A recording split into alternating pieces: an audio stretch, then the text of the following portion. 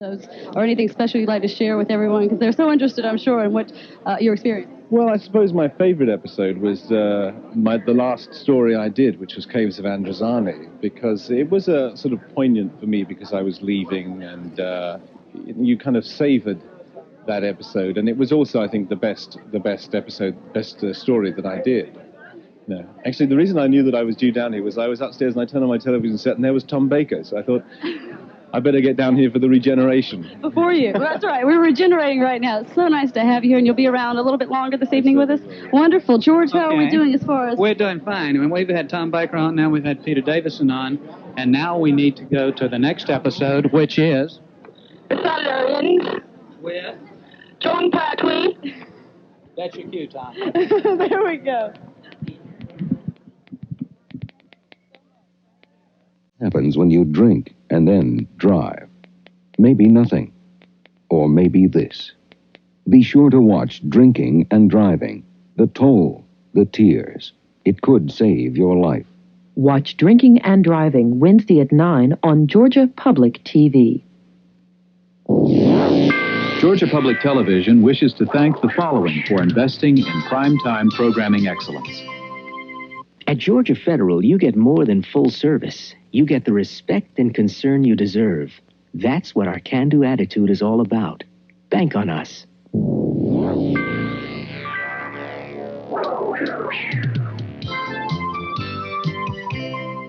Discover TV worth watching. Discover Georgia Public TV.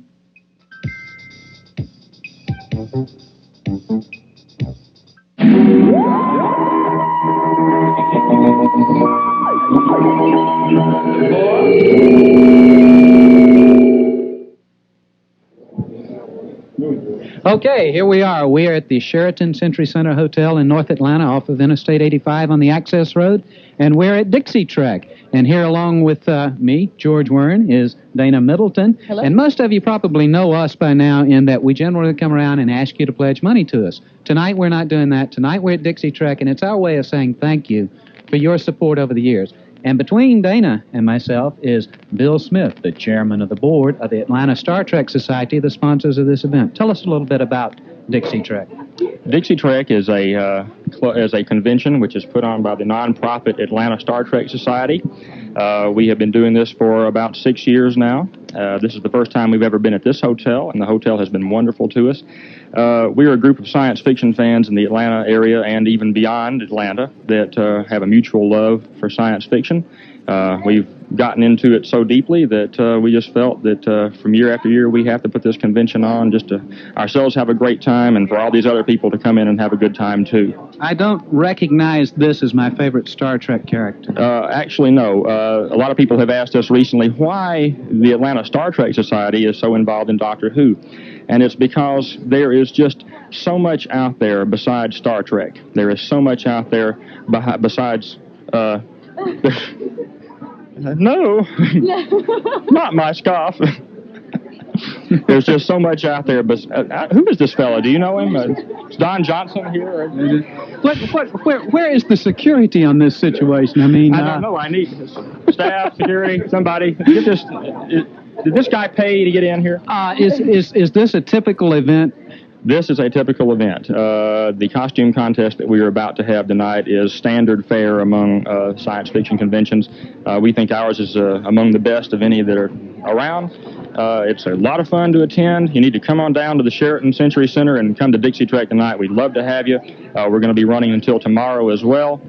So come on down. We'll be going full day schedule tomorrow. All of our guests will be here tomorrow. You'll be able to see everybody tomorrow that you want to see. We have John Nathan Turner, Peter Davison. You've seen all of them on TV before. Michael Forrest, George Takei from Star Trek, Mark Okrand, several other wonderful people that have come to talk about their careers and what they do in science fiction. We have some great movies, and we're having a great time. Great. We appreciate your hospitality. We appreciate everything you've done for us. And we hope that this is beneficial to you and the Star Trek Society. We're glad to do it because without the support of Georgia Public Television, we wouldn't have Doctor Who, and you've all heard of that show.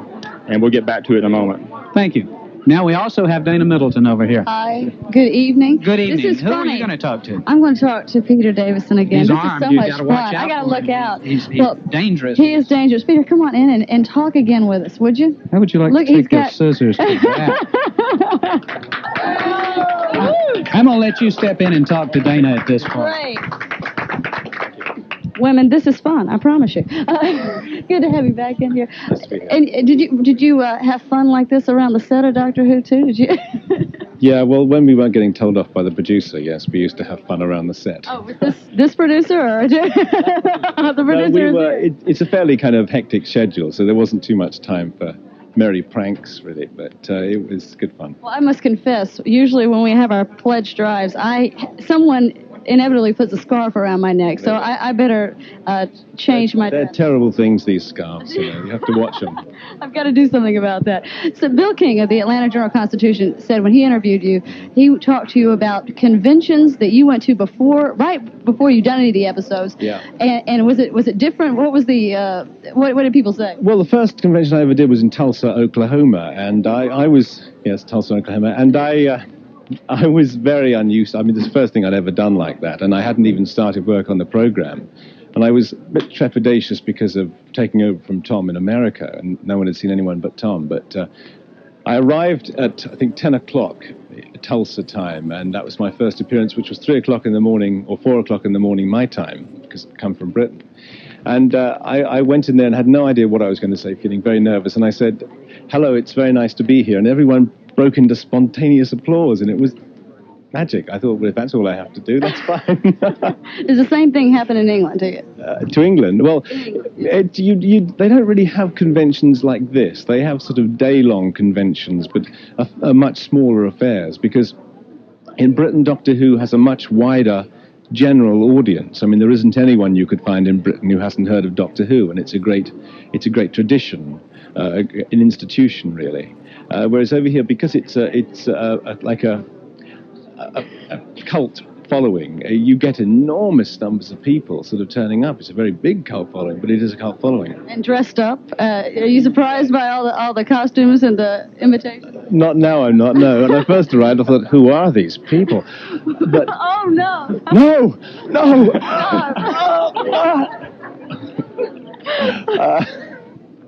When I first arrived, it takes you a bit by surprise, sort of walking into the foyer of a hotel and seeing 50 people dressed as you. It's a bit alarming. In fact, I haven't worn my costume today, I'm sorry, but there are a few people around if you want to see what it's like. But wearing your Doctor Who costume is the best way to travel incognito at a Doctor Who convention. Oh, because they'll never know what you Exactly, there are so many lookalikes around. Now, I had some questions people wanted to ask. Who is your favorite villain in the series that you worked with? Well, I suppose the favorite villain, apart from the Master, who you don't really... He's a sort of... I would say the Cybermen.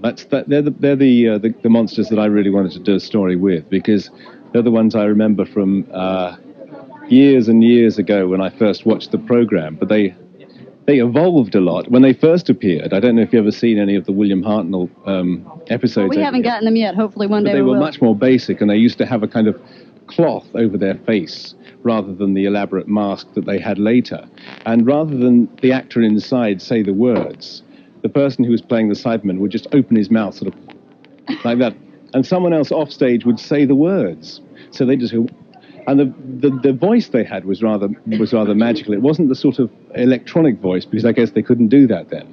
So they do a voice which put the accent in all the wrong places. Like they'd say, "We are the Cybermen. We have come to destroy you." That was actually, it was kind of frightening. I was a young lad then. It was rather frightening, yes. They were, because it was meant to be sort of decaying people in there, really, sort of strange, not quite humanoid, but the actual Cyberman outfit was like a life support system. So I take it then one of the episodes with the Cybermen in it was one of your favorite series? One of your episodes? Yes, it was. It was, I think, for a long time, Earthshock was the favorite story that I did, which was from my first season. I think that was superseded in the end by the last story I did, as I said earlier, which was my favorite, I think, of all of them. The ending one, the regeneration. Yes, we're going to slip around a little bit because we don't glow in the dark over here, unfortunately. Fantastic. Peter ended up his 10 years as Doctor Who, what, about 2 years ago? I had 3 years. You had 3 years, Yeah. but you finished about 2 years ago. I finished about 2 years. We'll get the dates right here. Okay, don't worry. I don't even remember where I was going with that. Actually, I was going to use that to segue into John Nathan Turner and talk about the future of the show, because that's something that's a great deal of concern among our fans over here. Yes, what has happened is that the show has missed a whole season.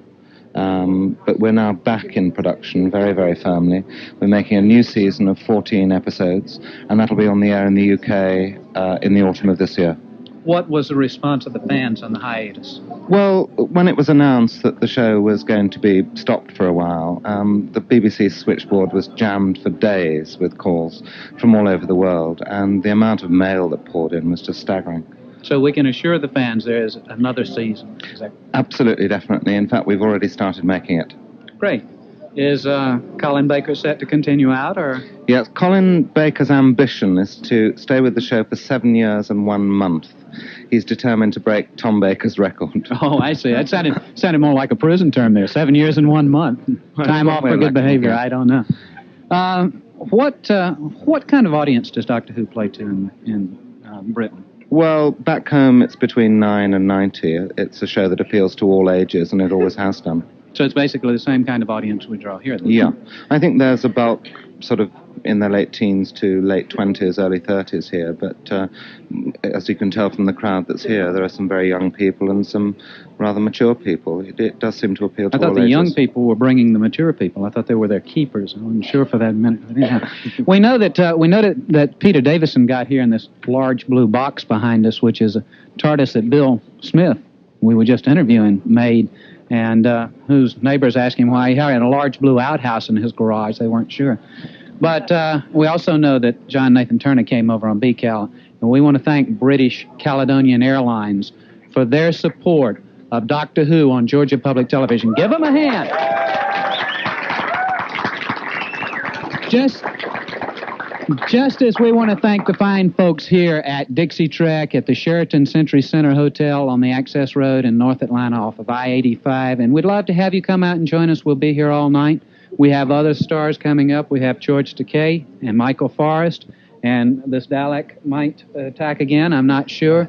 And there's a lot of fun to be had here. There's a costume contest going on. They're rehearsing a cabaret in there. There's a sales room in here with more junk than I have ever seen in my life. I can't believe it. So it's a wonderful time. So come on out and join us. Is there anything you guys want to add? You remember your trip to Gainesville? You got any reminiscences? We'll get into that area just a little bit. There are a few people still looking for you down there. I didn't believe that the reputation that we set up at Gainesville would follow us around the country. No, I'd just like to thank the bagpipes player at the airport as well, actually. Was Not he to any mention good? the big limousine. No, he was great, yes. He was terrific. He was having a bit of a rough time because I think because we were a bit delayed getting it actually through immigration and customs, I think he was playing for about an hour and a half before we turned up. Well, we want to thank you for your cooperation. You've been wonderful to work with, and I hope we'll see you again later in the evening. I think, let's see if we can extract a promise on that if we can. And Okay. Let's go back now to the Saldarians.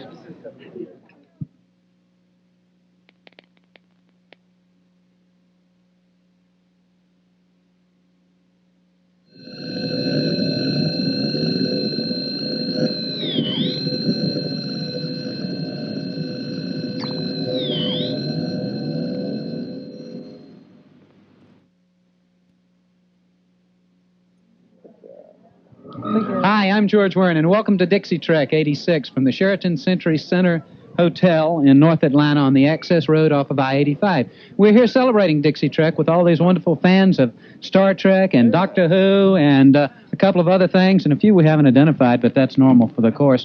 We'd like to have you come out and join us. If you can't join us, we hope you'll stay tuned on Georgia Public Television. No, we're not asking for money. This is our way of saying thank you. It's our way of spending your money, actually, is what it is. And along with me here tonight is Dana Middleton, and along with Dana is Michael Forrest. Thank you, George. That was easy enough. Many of you have seen Michael from Star Trek, for one. Star Trek, right, yeah. And, you were Apollo? I was Apollo in a segment that we did 19 years ago.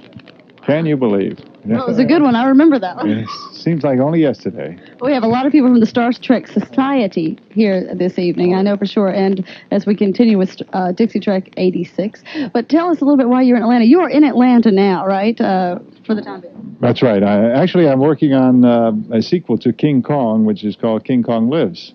But I'm here this evening with and all this weekend for this convention, and it's quite fun. As a matter of fact, this is my first one, and I didn't even know that these existed, but they exist all over the country. Right, and this has been how many years now? I don't know. Someone will tell me in just a minute. 6 years? About 6 years so far that we've had Dixie Trek 6. Great. And hopefully we'll be at all of them.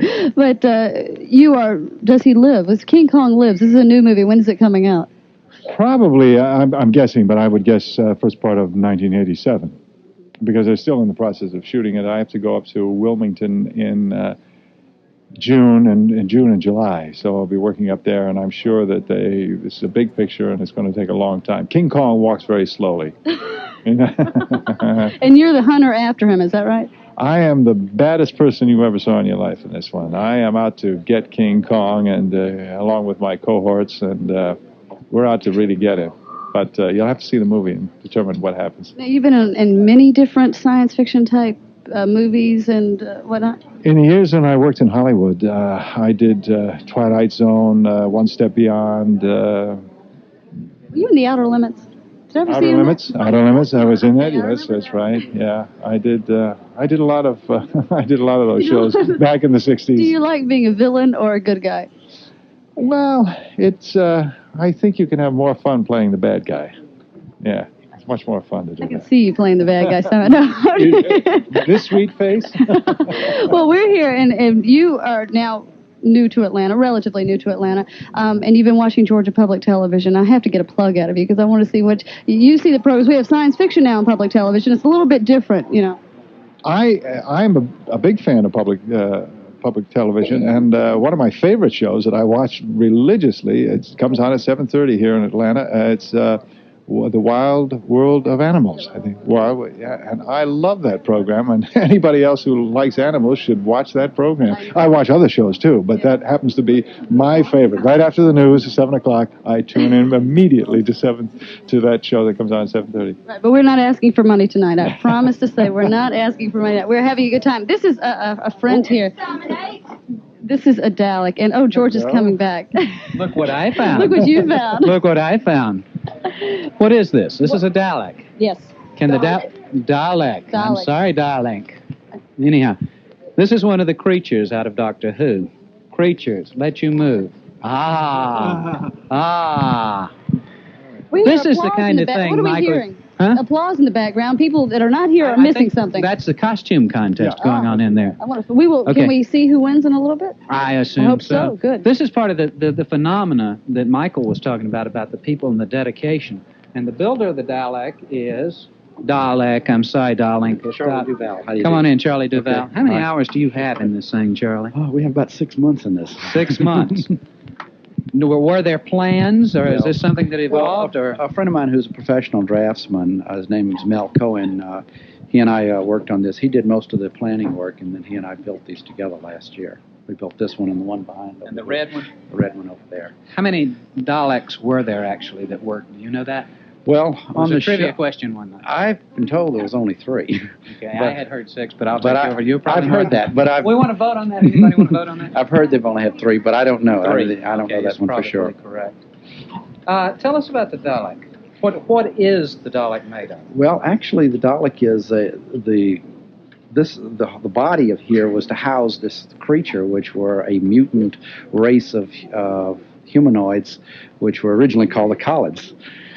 And they mutated to a form where they couldn't live except inside one of these machines, and they were programmed to be completely merciless and to go out and try to conquer the world. And they have one thing that they say. They say, "Exterminate." I see. Okay. Thank you very much. We appreciate this, Charles, and we appreciate the Daleks' participation here. I'm sorry? Danny Dalek. Danny Dalek. We have some folks here from Savannah. Is that correct? WVAN. They watch Dixie Trek. They can because they watch Doctor Who. Guess who's dropping in on Dixie Trek, WVAN Channel 9? We appreciate that. We appreciate you. We thank you for your support. We would remind you one thing. We're not going to ask for money, but if you have made your pledge to Georgia Public Television, please please put your check in the envelope and mail it in. And that's all we're saying. Let's go back now to the Silurians.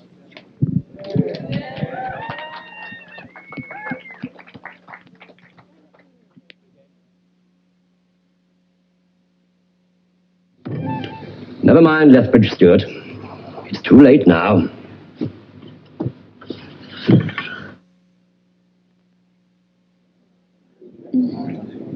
There is the TARDIS, and standing in front of the TARDIS are a lot of folks here at Dixie Trek. We're at the Sheraton Century Center Inn on the Access Road off of North 85 in North Atlanta. Hi, Dana. I'm glad you have to tell the directions. I probably will forget the telephone number and remember the directions. Only directions tonight, no telephone numbers. We're here at Dixie Trek 86 to have some fun. We've talked with Peter Davison this evening, Michael Forrest, John Nathan Turner, Doctor Who, and lots of people. We have another guest coming up in just a minute. Very special guest. Plus Danny Dalek. Don't forget Don't forget Danny Dalek. We're having fun tonight, and we invite you to come down to Dixie Trek. There is a costume contest going on now, and that's what the noise you hear occasionally behind us. And we've seen everybody in there from Danger Mouse up to all of the doctors, Tegan, Edric, everybody. So I don't know what's going on in there now. It sounds like championship wrestling, actually. Oh, there we go. Look, here we go. Here's part of the contest, the costume contest. And if I had my glasses on, I could tell who that is, but I certainly can't. Can someone tell me what we're looking at? a fight. Is this the cabaret? Well, also, this must be...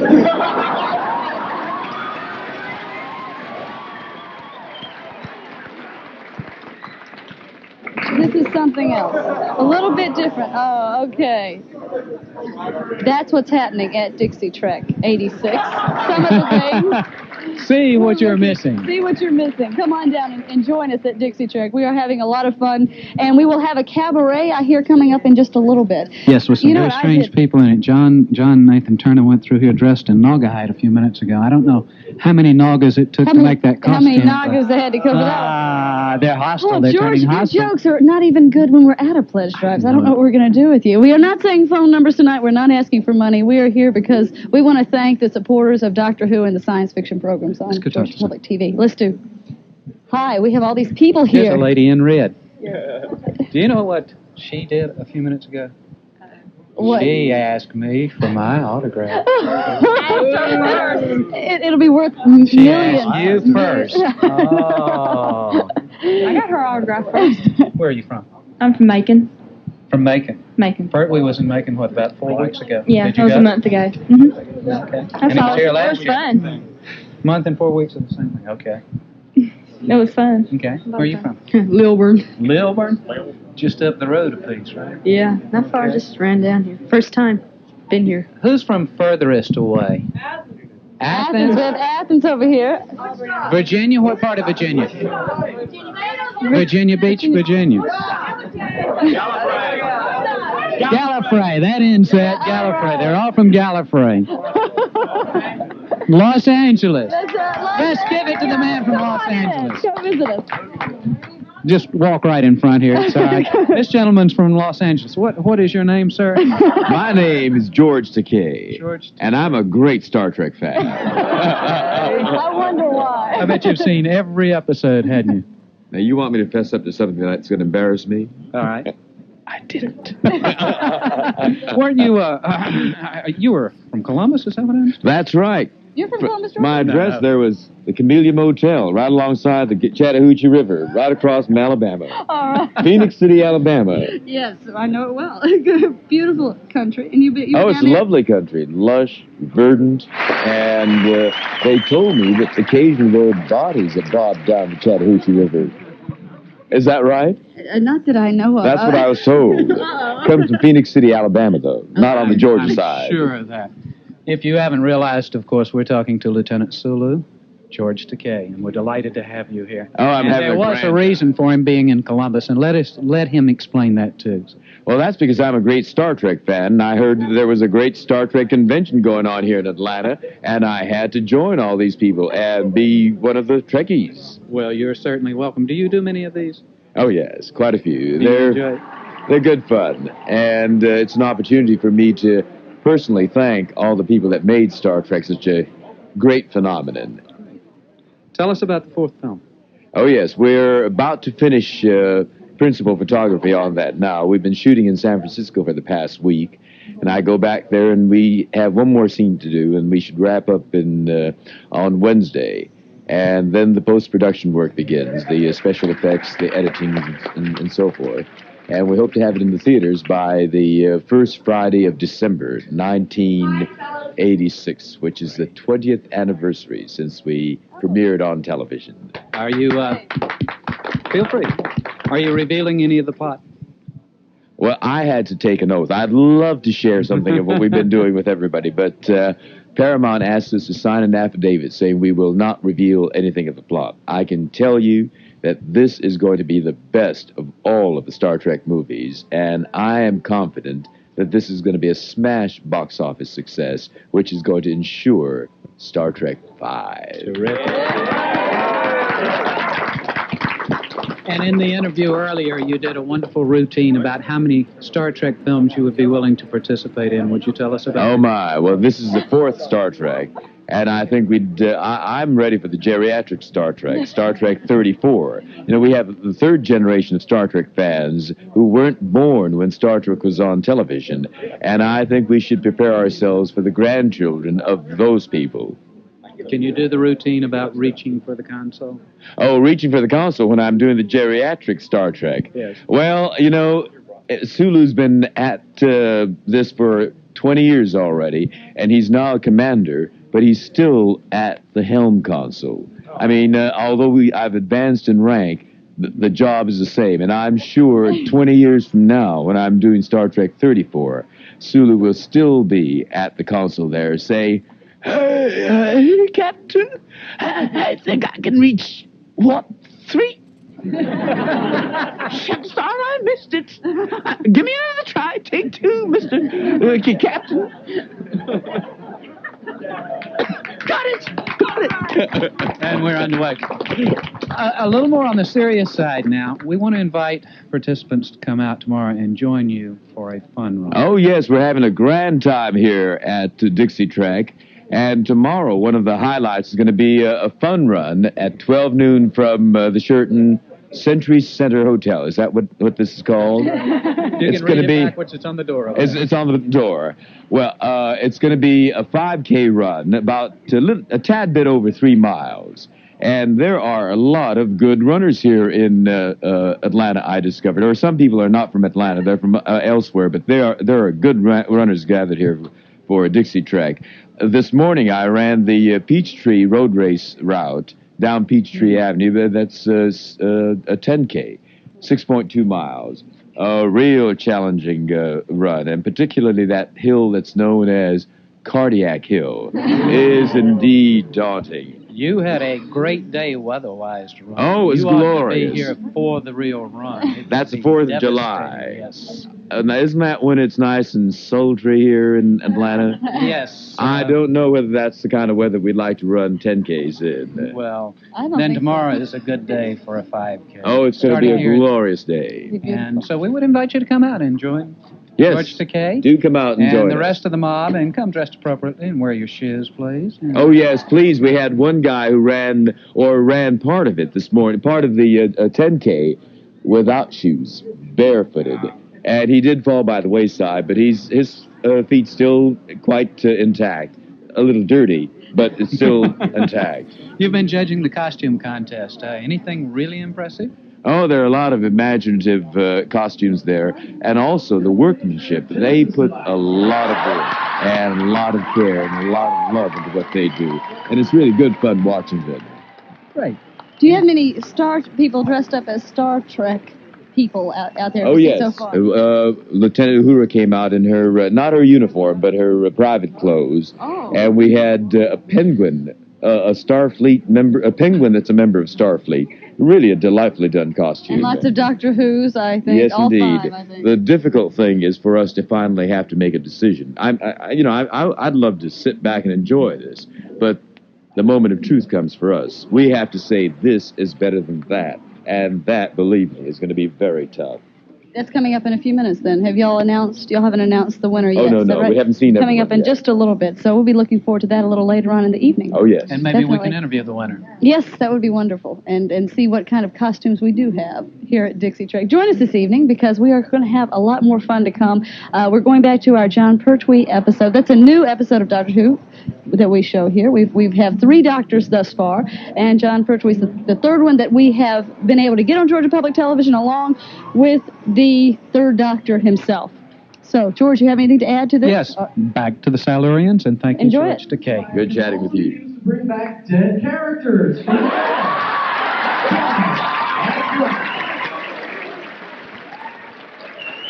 Looks like the Wonder movie makes at least $15 million, and the character involved is directing the sequel.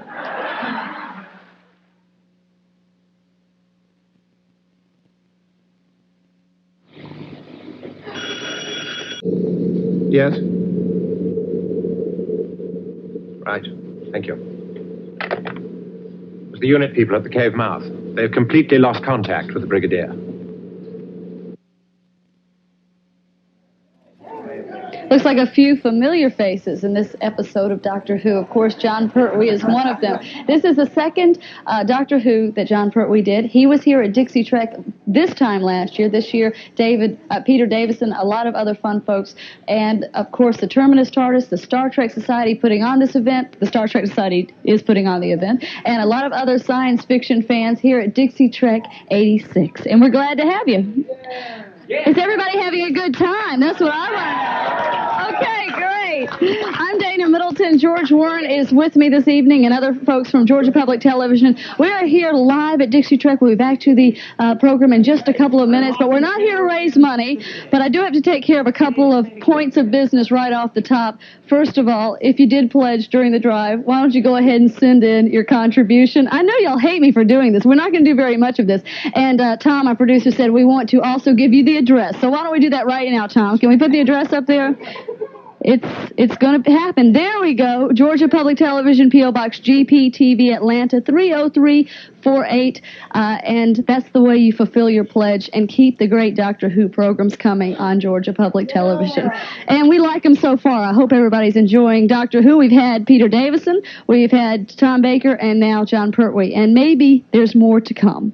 So it just is up to you to see it happen. Maybe, okay, there's more to come. Okay, we'll work it out. No problem there. This has been a fun episode. You see, it's in black and white, which is early Doctor Who. We're talking early Doctor Who right now, and we've got some color episodes of John Pertwee coming up soon, so just wait for those because they will be coming up. Of course, we still show Tom Baker in the afternoon. And I would like to talk to a few people right now. Could I do this? Can I talk to you? Kurt, okay, where are you from? From Rockmart, Georgia, ma'am. Did you just come up for this event for Dixie Trek? Yeah, it's very early, too. Were you here early this morning? I can't get enough of You Know Who. You Know Who, Doctor Who. I think that's how a lot of people are here. How about you? Where are you from, Rob? Atlanta, Georgia. You're from Atlanta, so you just came over not too far for today, right? We invite you to come down. We're at the Sheraton Century Center off I-85 in Claremont in Atlanta, and if you're around, come on by. We are having a costume contest, which I think just ended. Some unbelievable costumes. Were any of y'all in the costume contest? I guess. Yeah. Well, no, y'all look pretty normal. Well, we have some interesting costumes in the other room. It's a lot of fun, and we're having right now the beginning of the cabaret. The Terminus TARDIS. Now, they've been with us during our pledge drives for just however long we've had Doctor Who on the air, a few years now. And they're having special skits going on. We're going to join them in just a minute during one of their skits. And George is in there, is going to talk with, I believe, the winner of the costume contest. I hope so. We're going to see that in just a couple of minutes. One more look here. This person I have to say something to because this is in the scarf, which I may have to steal by the end of the night. This is Jason Campbell. Where are you from, Jason? Marietta. From Marietta, so you didn't come too far either. Anybody who came from the farthest away this time? Yes. Lenore City, Tennessee. What is it? Lenore City. Lenore City, Tennessee. How about that? George, you're here. We're waiting. Am I waiting for you? I was waiting to. Are we? This rather non-traditional version of Star Trek and Doctor Who intermixed in there, produced by the Terminus TARDIS, is still going on. Still going on. After Okay. which we will present the winners of the costume contest to the people. And So we're waiting. Owen Ogletree And if you take a quick look in there, you can see what's happening, that the skit is wrapping up, and it is really very humorous. And it's being well received by this whole room full of people. A lot of people. 1 million people in there. 1 million people here, for sure. George, I thought you had left me altogether. Now, what is this we're seeing right now? This is the end of the skit. That's what they've been saying for 5 minutes now. That looks like I'm not quite sure I understand the plot line because I came in late. You just caught part of it. I think that's it. Are we about to end it? I'll throw it to you in just a minute. Had to be able to see. We've been interviewing people all night. Really? I'm kidding. I'm teasing you. Where are you from? I'm from here. I didn't really come too far. It's actually like just up the street, really. And I'd like to say that John Pertwee has been here before, and also James Doohan's been here before, but this is the first time that George Takei has been here, and he got a really incredible reception, and it was really nice to see him. Right, we just interviewed him just a minute. For those of you who don't know or didn't see that, Sulu from Star Trek, he's here this evening. As I said, Peter Davison is here this evening, along with John Nathan Turner, who is the current producer of Doctor Who, and keeps on doing it with the BBC in Britain. In fact, a lot of people were wondering at one time, were they going to stop Doctor Who? Well, they're not, and we're real glad to hear about that, because it's a real special program, and it attracts a lot of people. Once again, we're at Dixie Trek, and where are we? We're at the Sheraton Century Center, and we're having a good time. And George is coming back here. Is it not working? Are we not going to? It's going to be about 5 more minutes. So let's talk to Owen for a minute here. Come on in here. I'm going to let you talk for a while. Just walk right in front. Go ahead, Owen. Okay. Only way we can get in. Owen Ogletree. Hi. You are a founder? Founder and president, right, of the Atlanta Star Trek Society and this convention, Dixie Trek. So you must feel mighty proud tonight. Well, yeah, and tired and frustrated, but it's going pretty well. It's going real well. How's the attendance? The attendance is about close to twice what we expected. So we're doing real well. We've got about 1,600 people here today, and there'll be plenty of room tomorrow because a lot of these folks are just here today. So if you want to come on out tomorrow to the Sheraton Century Center Hotel and see Peter Davison and get an autograph maybe, we'd love to have you, though. There should be some room. It's tight tonight, but there should be some room tomorrow. Okay, and there's also the fun run tomorrow. Is that at noon? That's at noon. George Takei is an adamant jogger, and he's going to take all the people who want to take him, who want to go with him, down a little fun run down Century Boulevard, which is about a half mile, and that should be a lot of fun. Okay. And we mentioned earlier George Takei is the way he pronounced it, so I'll go with his pronunciation of it, and we'll all stay confused the rest of the night. That's right. But we should mention earlier, we mentioned he had been in Columbus. The reason he was in Columbus, no, he's not a native. He was there during the shooting of the Green Berets. Mm-hmm. And we were talking a minute ago, that was 19 years ago, he said, which I can hardly believe it was that long ago. So you feel very good, Dan, about the progress that Dixie Trek has made and the Atlanta Star Trek Society. It's really grown, and it's a lot of fun, and we're real happy with it, especially this year. Every year it keeps getting bigger and bigger, and we don't know where it's going to stop. You were one of the first people to get in touch with us about the Doctor Who series about 3.5, 4 years ago. Yes, You and Bill. Right, Bill Smith. We just don't like Star Trek. As you can see, we like Doctor Who and everything. Dixie Trek is a very science fiction-oriented convention, not just Star Trek, and Doctor Who is one of our big favorites. Great. We're so and glad you're running. Pertwee here last year. Yes, Pertwee was here last year. Tell us about John. What kind of was he as fun as Peter? John. Peter. He says it's Peter. Peter. I said Peter a little while ago. He says it's Peter. John Pertwee is an entertainer. He gets up on stage and he's very flamboyant and very loud and very entertaining, and he keeps the audience rolling in the aisles. Peter Davison is a calm, collected, very intelligent, nice person who comes across as very honest and very open, and they're both wonderful people in their own way, but they're very different people. Great. Well, we appreciate the hospitality here. Okay. We would appreciate your showing your response to the Atlanta Star Trek Society by dropping out to Dixie Trek. It's at the Sheraton Century Center Hotel. It's at I-85 in Claremont Road, and we get started about 11 a.m. tomorrow and go until 7 p.m., and we'd love to have you come down. It's and as you can see, everybody's having a good time. Oh, yeah. And I think when we come back, we'll have the winners of our costume I think contest. that's what we'll do. And I think for the time being, since the old clock on the wall is not coinciding with our plans, that's right. Let's go back to John Pertwee and the Solar Come see us at Dixie Trek. Bye-bye.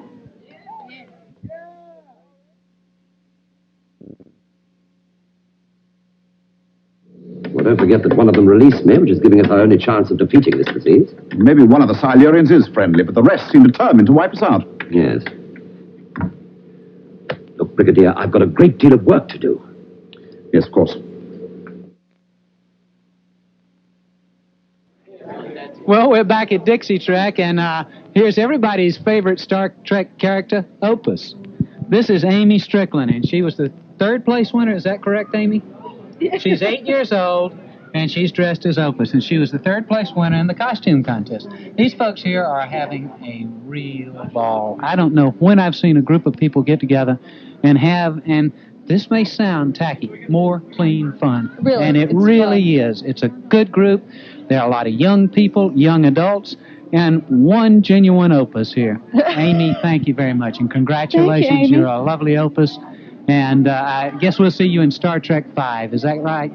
We're looking forward to Thank that. you, Amy. No doubt about it. And If this she is can make Dana it- Middleton over here. Hi, George. We're back again, Dixie Trek. If you just tuned in and are watching the middle of this John Pertwee episode, we are at Dixie Trek at the Sheraton Century Center, Claremont and I-85 in Atlanta, and we invite you to come down and join us. We're having a good time. We just had the costume contest. That's correct. And look behind us. Here are a pair Let's of take a look. Cybermen. These are the ones that Peter was talking about. Was talking about earlier. Peter You did are? this with us earlier. My name? Your name? You want a hint? Perry Pertwee. I'm sorry, say that again. Perry Pertwee. For real? Really? This is Perry Pertwee? Not closely related. Not real closely related. No. But the resemblance is there. The family resemblance. No. Really? And you are? Patty Pertwee. Okay. We're going to buy that. We're going to accept that. We'll accept it. This is All a right. pledge night. We don't have to confirm it. George. Perry and Patty Pertwee. Yeah. Dressed as Cybermen. These were the second place winners in the costume contest. Look at the work that has gone into these. There's a lot of hours in this, a lot of dedication to this. It's like the work that went into the Dalek we saw earlier. Yeah. And we forgot to mention, do you know where those Daleks came from? We brought them here from New Orleans. Oh, really? So From New Orleans. this is the kind of this is the phenomena, the Star Trek phenomena and the Doctor Who phenomena. Now let's talk to the first place winners. And I'll start with you in the middle. My name is Jim Brooks. All right, Jim. Kristen Tompkins. All right, Chris. Lowell Cunningham. Okay, and who are you? What are you? Well, this is a replica of William Shatner's costume, Admiral Kirk, Star Trek II. Okay, who made the costumes? We used some patterns that were put out by a company that made them from the real costumes, and then we had some professional seamstresses make them. So you not only put time, but you put a fair investment into this. More than I would care to admit, Okay. yes. So do you consider winning tonight a proper repayment for the investment you put in? It's good for and the you'll ego, wear it yeah. for years and years to come? Could you do about 20 seconds of the skit you did in there? Well, you I want to have it tell them what you memorized did. by now, but You want to tell them what you did. well, let's see. Just go ahead and tell. Okay, basically it was a commercial for the new Ronco miniature Genesis device. Right here. And you know the whole thing about order before midnight. How much would you pay? Wait, there's more. So Great. It really was funny, and these people out here having a good time. And our congratulations to you and to the Cybermen, the Pertwees, and to Amy Strickland and Danger Mouse and a few others over here and all the rest of these people, many of whom were in the contest. Our congratulations to them and our appreciation to them. And we know they're having a good time, and we're having a good time too. Dana? We are. Can I come back Would in you like here? a surprise guest? I Whoa, hold it there. Man. Pan Okay. back left. Wait, Pan go, back go left. back a little bit. Pan left. Look at this man. Where have you Do seen you him know before? who this gentleman He has right a here beard and he's grown up. Now, Do you have any idea? Come on over here. Come say hi. Nice to meet you. This is to meet you. Bill Moomy, right. I said it right. You I said did. it right. Very well. And you all saw him because remember at the end of Lost in Space, it would be like da da da da. That's exactly. And you know you have the little thing, and everybody's on their little spacesuit and they're flying. I love was that it. show. I mean, I watched it all the time. I cannot believe I'm meeting him. I mean, I'm just meeting him right now for the first time. And you were here at Dixie Trek for the convention. That's have you right. had a good time so far? So far, so good. We just got in today and we spoke on the panel, helped judge the costume contest, and so far, real good time. talking about my comic book I'm writing for Marvel Comics called Right. The Comet Man, coming out in October. The Comet Man. Oh, gosh, it sounds great. Have you been doing this for a long time now? The first issue comes out in October, so it hasn't been going too long yet. Great. But I'm Well, enjoying it. was it right that, did I see you in the Twilight Zone? Did The 3 movie? Twilight Zones Did I and see you in the the film. movie too? Okay, yeah. I thought I did, but I wasn't sure, and I wanted to make sure. You were in, I forget which one. Which It one was a it? remake of one I did as a kid with the little mutant child Anthony who can That's think right. people into the cornfield. You were in that, so. Yeah. But this is a little bit different, I guess. Do you see this kind of following throughout the nation? If you go to Well, I go to about 5 or 6 cons around the country every year. I collect Golden Age comic books, so coming to the cons, I get to find what I'm looking for. All right. Yeah, I saw a lot of things. We had they had the setup. What was that with all the dealers and everything? Yeah, I haven't gotten into the dealer's Unbelievable. room yet, but tomorrow It I'll is be. amazing. They almost got me. I mean, look out. You got to look out when you go in there. There's so many neat things. Good stuff, collectible things. What happened? Lost in Space is one of the earliest. Is it one of the earliest, I think, science fiction It was on programs? about a half a year before Star Trek first Before came Star on, Trek but came it's more of a fantasy show, than. How many years were you on that? We did 83 episodes. It was on 3 seasons.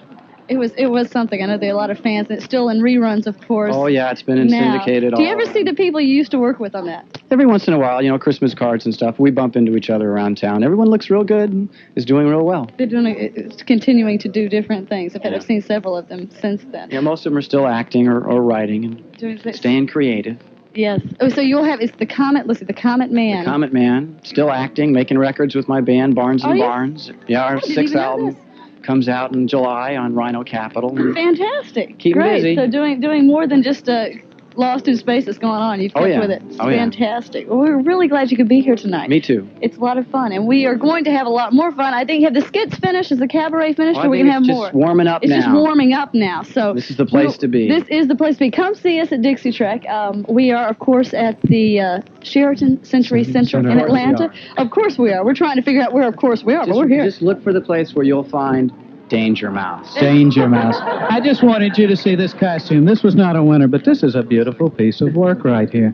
And we want to thank you, Bill, and we thank all the people here, and our congratulations to the winners. And let's go back to the Solarium. Let's do.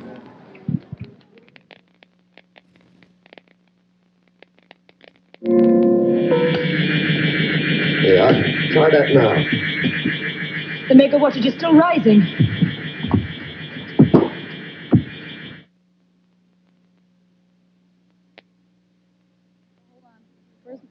Shoe, George. Okay. Yeah, where's your shoe, George? I don't have your shoe, Dana. Dana, do you have your shoe? Shoe, George. Dana's your- Hello. How are you tonight? We're still at Dixie Trek, and we're having a good time out here. In fact, what did we just see? We were all kinds of things. They're having a cabaret in there, which is talent performances from many of the people. We saw Michael Forrest sing a song. We saw that. John Nathan Turner sing an incredibly funny song, and I don't know what's happening in there now. These folks are having a ball out here, and so are we, and we hope you'll consider joining them tomorrow starting about 11 o'clock at Dixie Trek at the Sheraton Century Center Hotel on the Something fun Access is Road, happening. I-85 Right. in Claremont. Right. It's very close. Lots of fun, and a lot of people still hanging out this evening. Is it all day tomorrow? All day tomorrow. All day tomorrow. And if you want anything to do with Doctor Who, want to meet people, and want to see what's going on here, you will be in for a great treat. I promise you. It really is fun. Let me talk to Maurice Magley. Is that right? You can do it right there. Over here and talk to these folks out here. These are the people. I'm going to scoot out. Explain to us, well, let me explain one thing. Initially, NASA had anticipated sending, I think it was a model, I've forgotten what it was of. Do you remember? And due to the tragic accident with Challenger, NASA has been unable to model of the new space station, I'm told by the magic little man in my ear, okay? Right. And due to the tragic accident with the Challenger, NASA has been unable to participate. But Maurice and his group have set up over in the corner here a memorial to the astronauts of the Space Shuttle Challenger, and we think it's appropriate with Michael Smith's burial that we talk a few minutes and let him tell you what his group is up to. Right. The Challenger 7 Fund is set up as a national organization. We are the Challenger 7 Fund of Georgia, and we're working with the U.S. Space Foundation out in Colorado Springs. The target is we're going to raise $2.8 billion over probably the next 5 years, and with the American people's help, we're going to buy the new space shuttle. As you can see by our logo over here, we hope to have the new ship named Challenger 2, the Spirit of America, which we feel is appropriate in memorial to the astronauts. Very good. And this is part of a group that is a national group. There are other organizations doing this. Yes, there is a group that is part of the national organization in Ohio, one in Florida, us of course, the main organization in Colorado Springs, and a couple other groups which we're working with getting together right now. Maurice, thank you very much. Sure. We wish you well. Thank you. Okay. Let's get Leela in here now. Leela? This is fun. This is first place costume for Doctor Who category. I'm not trying Can you to trip guess you, who this woman is? Who is she dressed up as? I think it's pretty easy. What's your name? My real name. Your real name. Paula Bishop. Paula Bishop. I think so. I know. We've probably been down to the fundraising drives. I know. I've seen you several times and lent you my scarf. That's right. Yes, I had your scarf on several times, I think. So, but this is your Leela tonight. Yes. You did good? You make the costume? Yes, I spent a year on making it. I've been working on it since '84 or something. Started with the boots and learned very much how to do with leather. Well, you did a good job, and it paid off because you won first place for Doctor Who in the category. Great. And we have someone else from Terminus TARDIS here we want to bring in here. Our good friend, Alex. How are you doing? Without the sunglasses today. Well, But I do have them, but I haven't worn them. If you've seen our pledge breaks, you've seen this man every time. Is that Alex right? Luzitian, who's now the Chancellor of the Terminus TARDIS. That's correct. Of the Companions of Doctor Who. Incidentally, is that the organization that's moving to Atlanta? Well, there's rumors that that's a certain functions of the Companions of Doctor Who will be moving to Atlanta because Georgia is probably the largest growing Doctor Who market in terms of growth of Doctor Who fans in the country right now. Do we have anything to do with that? I don't know. I Of course, so. One way to make them grow a little bit faster is, see this outfit I'm decked out in here? This belongs to the 6th Doctor. The one that comes after Peter Davison? We want to see what the 5th Doctor is doing. Can you go back to that time? Is this... I tell you what, I don't know whether we should stick a mic in there or not, but Peter will be back with us, we hope, in a few Oh, is minutes. he going to sing and Yes. do all those good things? I'm going to walk my mic to the door and see what happens. Oh, you he's talk to gonna- Alex. George is going to check this out. We are having some fun. I didn't know that Michael Forrest sang earlier. I wish I had, but... Well, you should have heard John Nathan Turner's song. It was truly John Nathan Turner, all about him, of course. Yeah, it was an interesting... I saw part of that. I saw the end of that, Alex, and it was something else. But right now, we are not going in there yet. I guess they're going to do the song without us. That's Without okay. us, That's okay, Well, because... unless George can get the microphone over to Peter, I don't know. I don't know if it'll reach over there. But if you were here at Dixie Trek, you wouldn't miss it. So we do invite you down. Those of you who did not come to Dixie Trek, you missed a lot. Yeah. This has been a fantastic convention. You have one more day to come down, Sunday. I'm afraid those of you who heard of a brunch with the guests, that has been sold out, unfortunately. But the guests have been very accessible here. Peter Davison just kind of roams the halls. John Nathan Turner the same, as well as George Takei from Takei, not Takai, got it. from Star Trek. They're roaming the halls too. Do we have them on now?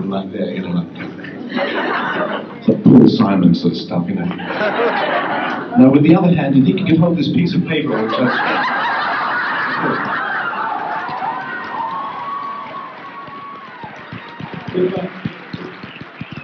the Gale ambulance with sort of tie will stop in the middle and have a rest, you know.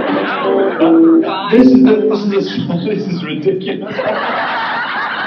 This is a song I wrote years and years and years ago, which I'll just explain very briefly the history behind this song. I wrote it before I ever came to America. I think I wrote it in about 1970, and I'd like to apologize in case there are any policemen in the audience. This is simply a humble English boy's idea of what being a policeman in America was like, based on numerous television cop shows and shit. And the city is not labeled it, it's absolutely not Atlanta. Okay, now it's got a chorus, and I'm going to sing the chorus. Oh, that's not in tune. No mind, we'll sing it out of tune. I want you to join in the chorus, listen to the chorus. Oh, Officer McGurk, you are the greatest man alive. I do declare, no, this is a bad American accent. I do declare, and I do believe I learned to love you. Yeah, I'm trying this. Okay, did you get that? You didn't get it at all, but you can join in. Okay, this is a story about a policeman called McGurk. And it was, in fact, the first song that I ever had recorded. And it was recorded by the Dave Clark 5.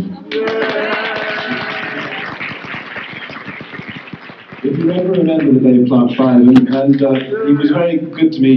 He said to me that he would, rather than buy the song from me so that I had no rights, he was going to give me £500 for the song. Instead, he'd just give me a proper contract so I'd get royalties and earn a vast amount of money. I got 50 quid. I'll probably forget the words, it's a long time, you know. I'll just keep doing this so I remember the first verse, okay? In the first year of his service, young officer McCurk proved the police chief's wrong again when he tidied up New York. He brought in 99 murderers and 65 robbers, 10 rapists. You'll agree that that ain't bad for a raw recruit who was stuck on desk duty. Officer McCurk, you are the greatest man alive. I do declare, I do declare. And I do believe I'll learn to love you yet. Well, you may recall the other year, the riots they had downtown. But I won't bother you with any facts. I'll just tell you McCurk was around. And then up to that time in his years in the force, he had shot down 90 men. But there, with some luck and a loaded gun, he made it 110. Oh, Officer McCurk, you are the greatest man alive. I do declare, I do declare, and I do believe I'll learn to love you yet. In the friendly cop awards of 49, McCurk came top of the list. When just by chance some fella asked him if he had ever had to use his fists. Well, he sat for a while and he thought for a bit, then smiled and said just one. And that was when giving a tourist a direction, I used every bullet in my gun. Oh, Officer McCurk, you are the greatest man alive. I do declare, I do declare, and I do believe I'll learn to love you yet. In 51, McCurk, he won a medal for bravery. In the face of a dangerous, unarmed man, McCurk stood for the free. He said, make one move and I'll fire my gun, and he meant just what he said. Because the guy had to breathe, and sure enough, when he did, McCurk shot him dead.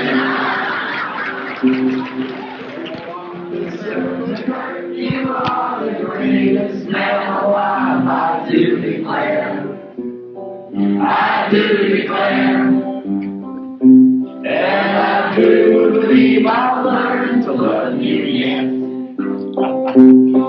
Well, it just so happened McCurk had a friend, the murdering gangster sort. And as you can imagine, he wasn't too pleased when this fella was taken to court. And he strode into the jury room. No one knows what he did in there. But the way it worked out was the fellow went free and the judge was given the chair.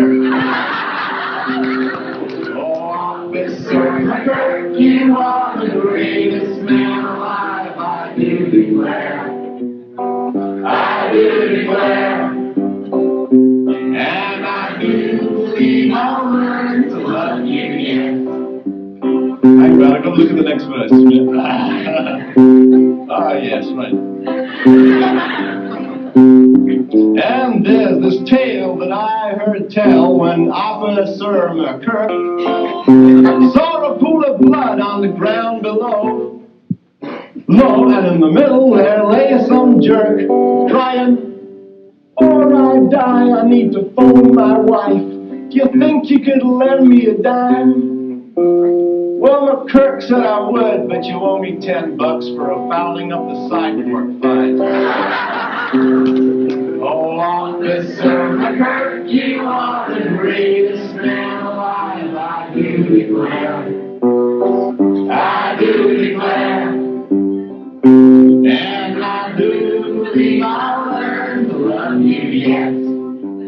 Now I wouldn't have said in my wildest dreams that McCurk was a violent man. Everybody that he didn't like, he ended up shooting down. And whenever McCurk was called to a crime, you could bet your very last buck that they wouldn't bother with the prisoner's man, send straight for the mortuary truck. Oh, Officer McCurk, you are the greatest man alive, I do declare. I do declare, and I do believe I'll learn to love you yet. This is the sad bit. Now the time has come for me to relate how poor McCurk, he met his fate, was wounded by some evil guy. And everybody thought that he would die. But he got better and he danced and he sang and he caused the same old fuss. And he strolled out of those hospital gates, got run down by a bus. You are the greatest man alive, I do declare. I do declare, and I do believe I learned to love you yet. Well, you might have thought that would be the end of McCurk's notorious reign, but you'd have been wrong, because he went down below and started all over again. He bought in 99 werewolves and 65 witches and a horny-looking fella painted red. And seeing as they don't have guns down there, he carries a fork instead.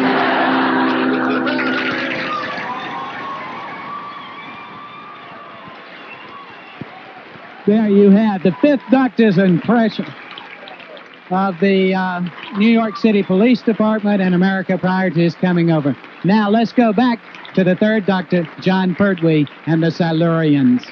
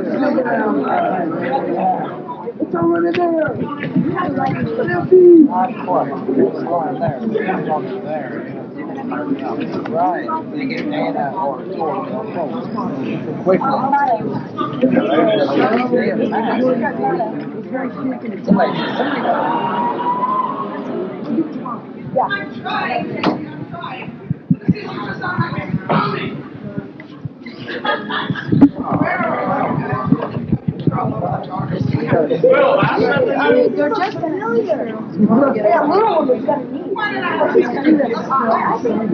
Well, man, at least I didn't lie. Scar, that's great.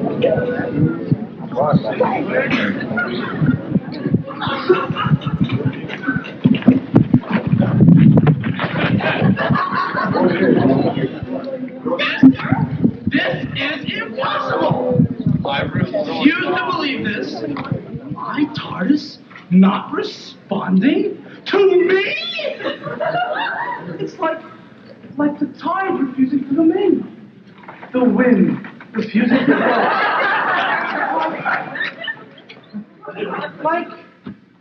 Like your mouth refusing to shut.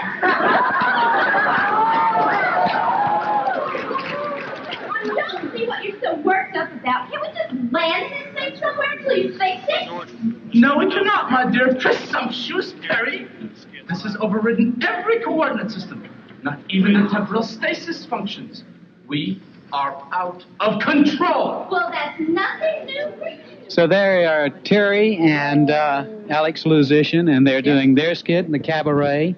And the cabaret is, I think, the concluding event of the evening here. And we are at our concluding point of the evening here. And I think it's appropriate to say we've had fun. Hi, and Larry. You have your very own microphone now. Thanks, Larry. You have my microphone. I think we came out of that show pretty quickly, so it was a lot of fun, though, this evening. And, it has been a ball. And if you didn't get down to Dixie Trek, come by tomorrow. And we hope everybody's enjoyed the fun we've had. We've met Peter Davison, John Nathan Turner, George Takei, Bill Mooney, lots Michael of people. Forrest. Michael Forrest. And we've heard Peter Davison sing his own composition. I think he's rivaling George Jones. Okay, absolutely. I think so. It just really was wonderful. We had a good time tonight. What you don't know is before we came in there, he said that was published or recorded initially by the Dave Clark Five. Oh. I don't know. What do I know? We're closing up. And we still have a group of people here, don't we? We sure Can I do something? Can I do this? Because I don't think it's fair for me to be around Doctor Who for a whole evening without putting a scarf on. I hope Mr. Davison doesn't come around. We're going to do this. Would you hold this for me? George, you get to talk for a minute. All right. You can hold that, okay? And here she is, the lovely Miss Dana Middleton, wearing her own creation, 2,000 feet of multicolored fluff. There we go. I mean, if you watch the pledge breaks, you know that I always have to have a scarf on. So here we are with the scarf. George gets one too. We'll be in trouble because when Peter Davison comes in and sees the scarves, but we'll get costumes such as his. Owen, come on in. Hi. Hello. These are the folks that have made it all happen. This, to my far right, is Owen Ogletree. Hello. And this is all his idea, all his doing. He's the one to blame or credit. Please. This is Bill Smith, who is in charge of making it happen. Is that correct? Well, one of them. There are an awful lot of people. I know you were vice president in charge of pestering Georgia Public Television. Now, that we do know. He was the president in charge. Oh, I see. It's been great. Tonight we're so tired. We just we're conned out almost. Tell them about the party slated for tomorrow night. What is that called? We have most conventions traditionally have what's called a dead dog party for the staff and people who've worked hard, and we're having a similar one, although we call ours the dead cat party. Well, we are very grateful. We're very grateful for the support over the years, the perseverance in getting Doctor Who on Georgia Public Television, the support and volunteer time, the dollars, the hard support, the checks that don't bounce, the coins that don't bounce too. And this is simply our way of saying thank you because you've been so supportive of us. And thank you very much and best wishes to the Atlanta Star Trek Society. Thank you very much. And we're very grateful to Georgia Public TV for listening to us and showing us what we want to see, and it means a lot to us. Thank you. Thank you, George, and thank you, everybody. And we'll see you here tomorrow, everybody. Come on out tomorrow. I heard somebody back here say TV worth watching. TV worth watching. Watching. That's right. You want to say something? Yes. It's not going to be Hello, Mommy, is it? No, well, just hello, Renee. We wish you were here. Hello, Renee. She wishes you were here. Okay. You got anything to add to this? I just think it's been great. And we have had a good evening showing one of the, I believe, the second episode, John Pertwee episode of John Pertwee, and have shown, of course, the Tom Baker episodes. Peter Davison being here was lots of fun. Absolutely. That was great. And much more. The final episode of Hitchhiker's Guide to the Galaxy is next. Isn't that great? George, you programmed it well. The final. Well, it may be back. You never know what George does with these programs once he's finished with them. Lots of faith in you. She has faith in us. But we have enjoyed it, and thank you for being with us this evening at Dixie Trek. We hope all of you have had a good time tonight. I hope so. Right? What else is there to say? Thank you. It's been a pleasure again, and good night. I guess we'll see you when we're asking for money again. But in August. It's been fun not to have And oh, yes. If you haven't put your check in the envelope and sent it back, send it back. And thank you. Thank you. Good night. Good night.